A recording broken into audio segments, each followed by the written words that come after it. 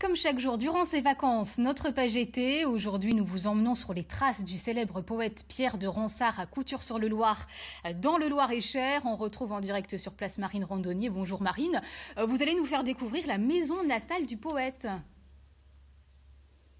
Bonjour Rebecca, et oui en effet nous sommes dans la cour du manoir de la Possonnière, la maison natale de Pierre de Ronsard. Alors le prince des poètes, chef de la Pléiade, est né ici le 11 septembre 1524. Je suis avec Valérie Martel, guide conférencière ici, à la maison de Ronsard. Bonjour. Bonjour. Vous allez en parler mieux que moi. Dites-moi, cette maison de Ronsard, cette maison natale, c'est plus que sa maison natale. Alors effectivement, c'est l'endroit où il est né. Il n'a pas vécu très longtemps ici, il faut le reconnaître.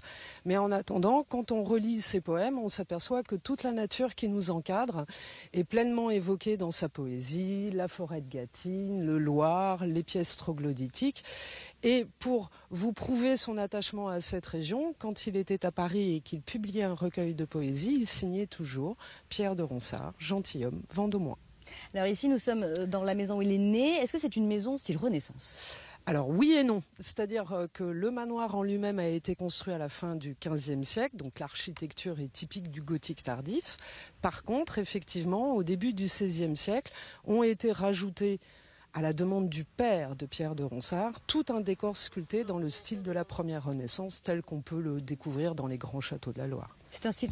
C'est un style que vous faites découvrir pendant votre visite guidée. Sur quoi vous insistez pendant ces visites guidées? Quel est votre message?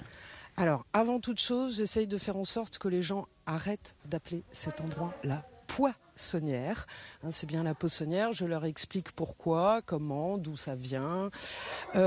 Après, j'explique un peu l'histoire des lieux, fief troglodytique dans un premier temps, construction du manoir, apport donc de ce style première Renaissance et de toutes les inscriptions.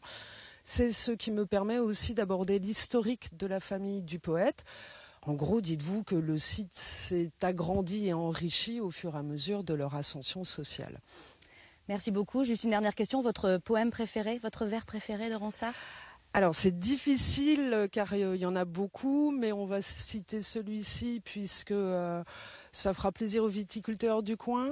À l'homme sot qui lave sa panse, d'autres breuvages que le vin meurent toujours de mauvaise faim. Merci beaucoup. On retrouve Valérie cet après-midi pour la visite guidée. Au revoir.